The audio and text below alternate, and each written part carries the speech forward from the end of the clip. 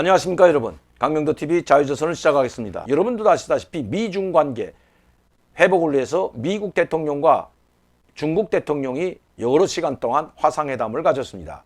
그런데 결론은 얻은 것은 아무것도 없습니다. 오히려 미국이 미쳤다고 해도 과언이 아닌 것 같습니다. 그래서 지금 바이든 대통령의 지지도가 계속해서 추락하는지도 모르겠습니다. 트럼프 대통령이 혼자 그것도 국제 다자동맹 틀 안에서 중국을 견제하고 트럼프 대통령 때보다는 상당히 바이든 대통령 시절 바이든 행정부가 유리하다고도 볼 수 있는데, 왜냐하면 지금은 다자동맹 안에서 그리고 유럽도 중국에 대한 중국의 난폭한 이 정치 상황, 경제 상황을 상당히 반감을 가지고 있습니다. 이유도 이제는 예전에 중국을 대하던 것과 사뭇 달라졌습니다. 왜냐하면 이유가 강경하게 돌아섰습니다. 예전에는 중국과 영국 그리고 중국과 EU 간에 상당한 투자 유치 문제라든가 이 경제 이 중국의 시장을 놓고 그레이트 마켓 시장인 이 중국 시장을 뺏기지 않으려고 EU가 어느 정도의 인권 문제라든지 이런 걸 융화문화 해줬지만, 홍콩 문제를 보고 그리고 특히 대만 문제를 보면서 더 이상 중국을 관대하게 봐서는 안 되겠다는 그런 시각을 가지고 있는 것도 사실입니다. 그래서 코드도 참여하고 오커스가 만들어진 것도 바로 이러한 분위기가 있기 때문인 것입니다. 다시 말씀드리면 국제사회를 활용하여 그 다자동맹을 활용하여 나토뿐만 아니라 새로운 동맹들을 계속 만들면서 바이든 대통령은 미국 혼자서가 아니라 다자동맹 틀 안에서 중국을 가둬두려고 하고 있습니다. 그런데도 불구하고 트럼프 대통령이 전 대통령이 혼자 시진핑과 맞서서 강력한 경제제재를 가하고 정치적으로 압박할 때보다 못하다는 것입니다.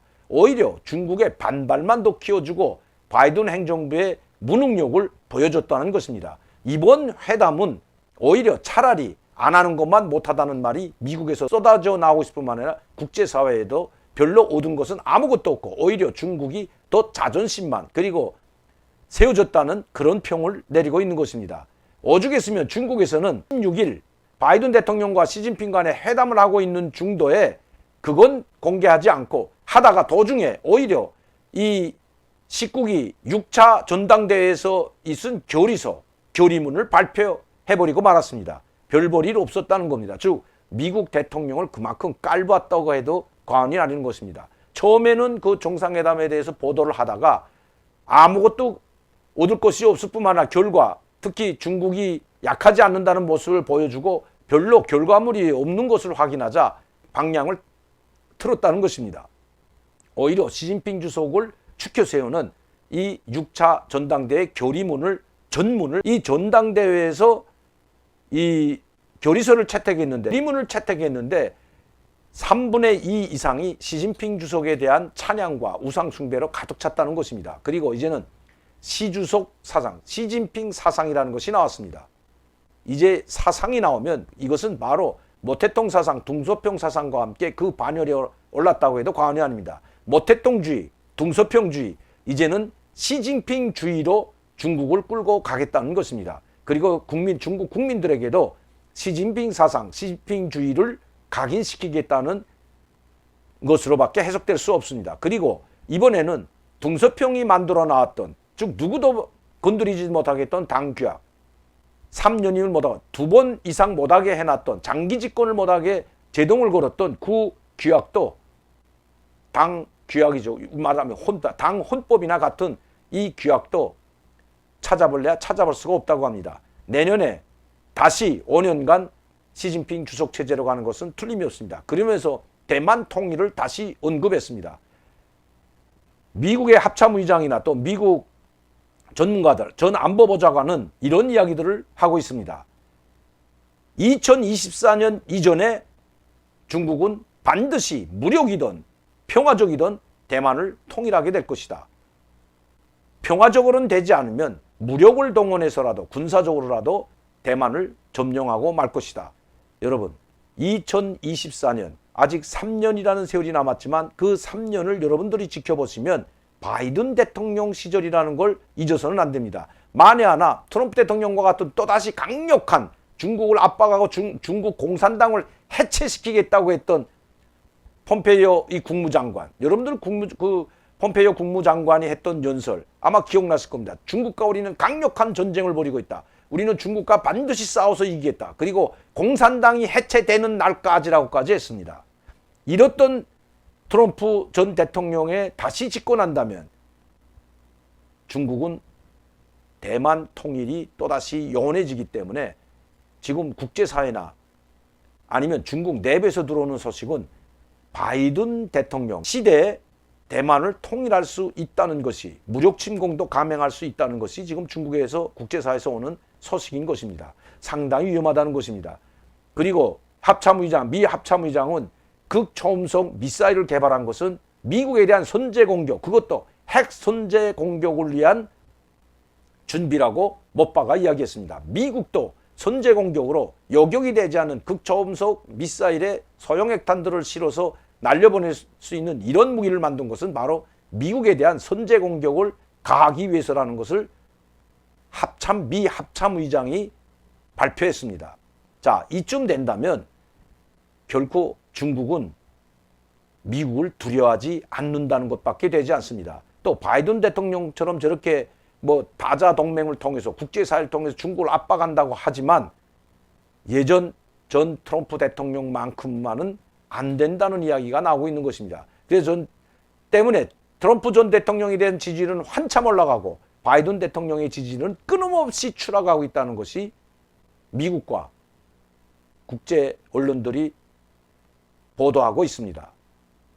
참 한 나라의 지도자, 그것도 세계를 이끌 수 있는, 세계를 리더해가는 이 미국 같은 지도자가 얼마나 중요한지 지금 우리는 똑똑히 경험하고 있다는 것입니다.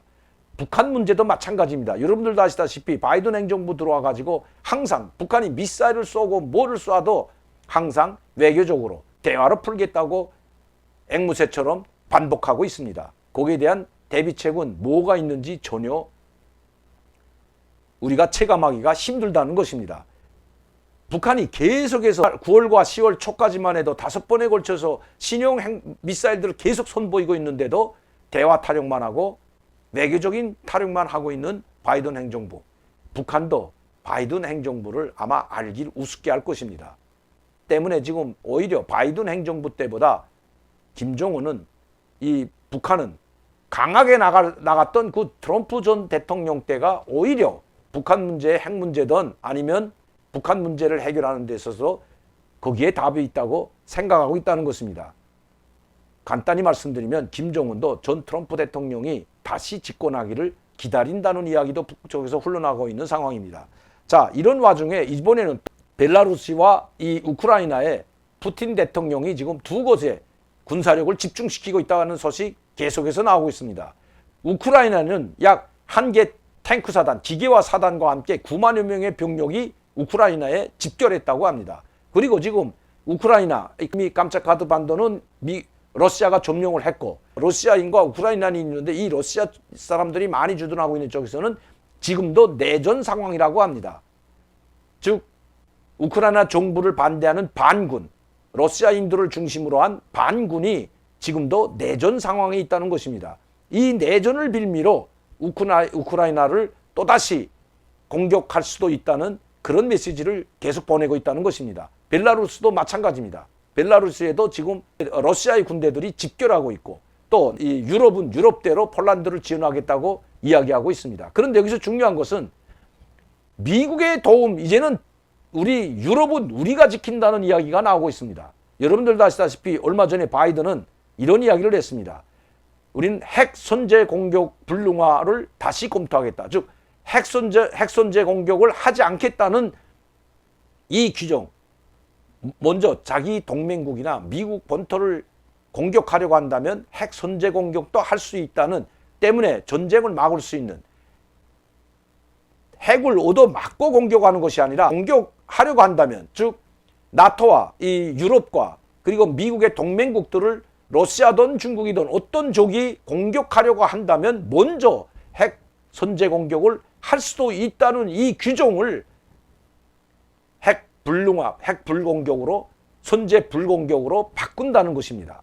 그걸 지금 검토에 들어갔다고 해서 영국, 프랑스, 독일을 비롯한 이태리, 이 나라들이 상당히 반발했다는 이야기들이 계속 나오고 있는데 이번에 지금도 바이든 대통령은 그것을 검토 단계에 들어갔다고 합니다. 자, 이렇게 되자 유럽과 나토 무료, 이 유럽을 중심으로 나토가 창설되어 있는데 이 유럽 국가들이 유로는 우리가 지킨다고 하면서 유로군을 새롭게 창설한다고 합니다. 이 유로에는 약 27개 나라들이 유로 안에 가입되어 있는데 여기에는 뭐 볼가리아, 루마니아, 옛 동구권 사회주의 나라들이 다 가입됐죠.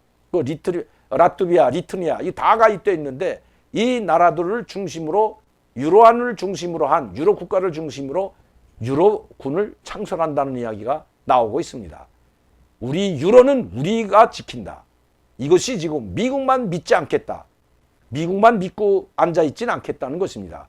자, 이 유로 국가 중에서도 약 2개 국가는 핵무기를 가지고 있습니다. 그것도 중국보다는 2~3배 많은 핵무기를 가지고 있습니다. 프랑스, 영국이 핵무기 보유국입니다. 그렇기 때문에 이 유로군이 미국의 도움 없이 유로 국가들을 지킬 수 있는 그런 유로군도 창설하겠다고 발표를 했습니다.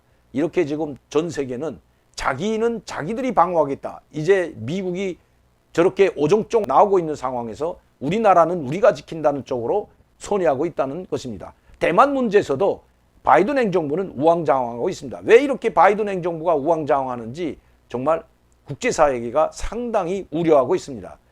대만의 독립을 지지하지 않는다고 하면서 하나의 중국 원칙을 지지하고 대만의 독립을 지지하지 않는다고 하면서 또 한편은 대만의 독립을 지키기 위해서 군사력을 동원해서 대만을 지키겠다고 하는 것 자체는 대만 독립을 보장하겠다는 이야기나 똑같은데도 불구하고 시진핑 주석 앞에서는 하나의 중국 원칙 그리고 대만 독립을 지지한다는 말을 초래하고 오히려 하나의 중국의 원칙을 지지한다는 말을 하고 있는 것입니다. 그래서 중국도 이 바이든 행정부의 그 약한 모습 이랬다 저랬다 하고 자기들 앞에서는 한 말이 다르고 뒤에서 하는 말이 다른 이 바이든 행정부를 알길 우습게 하는 것 같습니다. 국가와 국민의 안전과 생명을 책임진 강력한 지도자 그리고 전쟁을 바라서가 아니라 이렇게 강력한 지도자가 나와야만이 공산 독재 국가들의 침공이나 침략을 막을 수 있는 그런 강력함이 있어야 된다는 것입니다. 전쟁은 항상 자유민주주의 국가들에서 먼저 일어났던 것은 아닙니다. 자, 대만이 먼저 중국을 공격하지는 않습니다. 미국도 중국을 먼저 공격하려고 하지는 않습니다. 오히려 중국이나 이 공산 국가들이 중국이나 또 북한도 마찬가지지만 먼저 중국도 대만을 공격하면 중국이 공격해서 전쟁이 일어나지 대만이 공격을 하지 않는다는 것입니다. 한반도 문제도 마찬가지입니다. 북한이 우리를 공격하면 전쟁이 일어날지 몰라도 우리가 먼저 전쟁을 하지 않는다는 것입니다.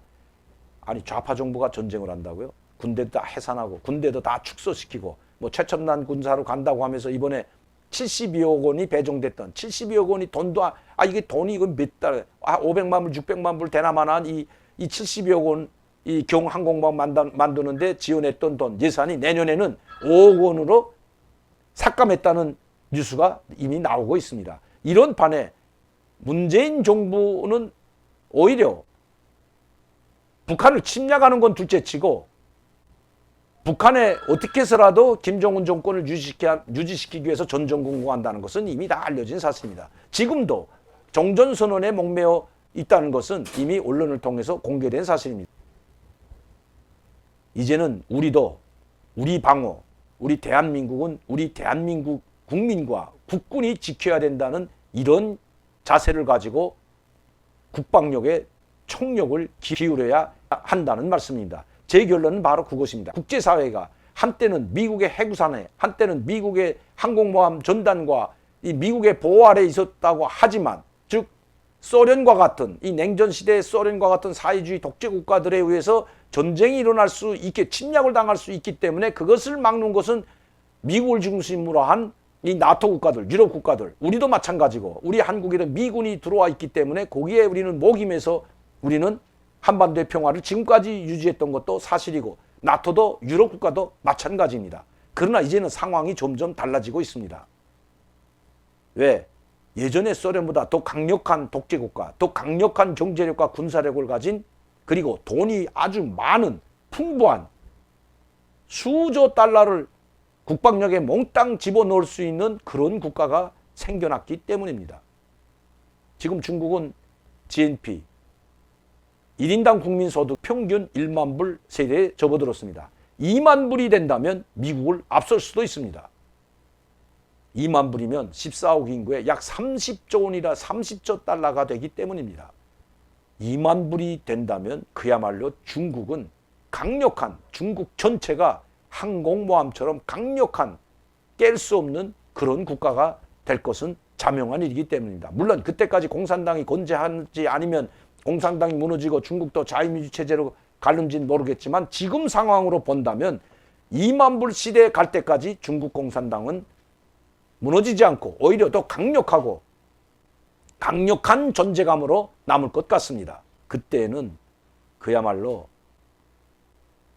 미국도 감당하기 힘든 중국이 강력한 중국이 될 것이기 때문입니다. 그렇기 때문에 우리도, 우리 국가도, 우리 대한민국도 우리의 방어는 미국의 도움을 받는 지금 이때에 우리의 자체 방어를 할 수 있는 군사력을 가져야 한다고 합니다. 대장동 게이트로 1억을 투자해서 1,000억을 벌고 5천만 원을 투자해서 500억을 벌었다는 이 엄청난 이 비리. 그런데 국가와 국민을 지키는, 국민의 안전과 생명을 지키는 이 경항공모함 만드는 데는 그렇게 인색한 이 여당 그리고 이 정부 정신을 좀 차려야 될 것 같습니다. 저는 오히려 지금 김정은이 하고 있는 미국과 맞서서 전쟁도 불사하겠다고 저렇게 달려드는 저런 배짱, 그 절반만이라도 좀 가졌으면 문재인 대통령 제발 우리 정부 종전선언에만 매달리지 말고 국제사회의 흐름을 좀 똑바로 읽고 거기에 대비해야 될 것 같습니다.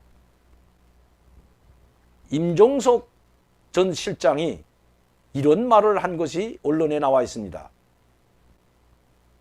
문재인 대통령을 비방하고 잘못했다고 하고 정권 교체라고 이야기하는 것은 우리의 도리에 어긋난다. 참 대단한 사람이에요. 누가 문재인 대통령이 이렇게 잘못 가도록 이렇게 나라가 이 지경이 되고 국열 불열이 늘어나고 경제가 땅바닥에 추락하고 부동산 때문에 아우성으로 못 살겠다고 대장동 게이트가 문재인 대통령 시절에 터져나가서 1억 원을 투자해서 1,000억을 버는 세상을 만들어낸 것이 문재인 대통령인데 그 정권 교체를 바라는 국민들에게 오히려 이건 도리에 어긋나고 문재인 대통령이 무엇을 잘못했다고 정권 교체라는 말을 하냐. 물론 자기 더불어민주당에도 이런 이야기를 했다고 하지만 정권 교체를 바라는 것은 더불어민주당이 아니라 바로 국민들의 열망임을 보지도 듣지도 못하는 것 같습니다. 가만 있는 것이 나라가 이 지경으로 되도록 대통령을 제대로 보자 못하고 북한과의 주종관계로 만들어낸 것은 바로 임종석 전 실장인데도 불구하고 아직도 할 말이 남은 저 사람, 좀 입을 가만히 닫고 아무 말도 하지 않는 것이 문재인 대통령이 마지막 국정을 그래도 자기 본인 의사에 맞게 의사대로 국정을 이뤄갈 수 있고 마지막에 잘 할 수 있는 그런 길이라는 것을 깨닫기 바랍니다.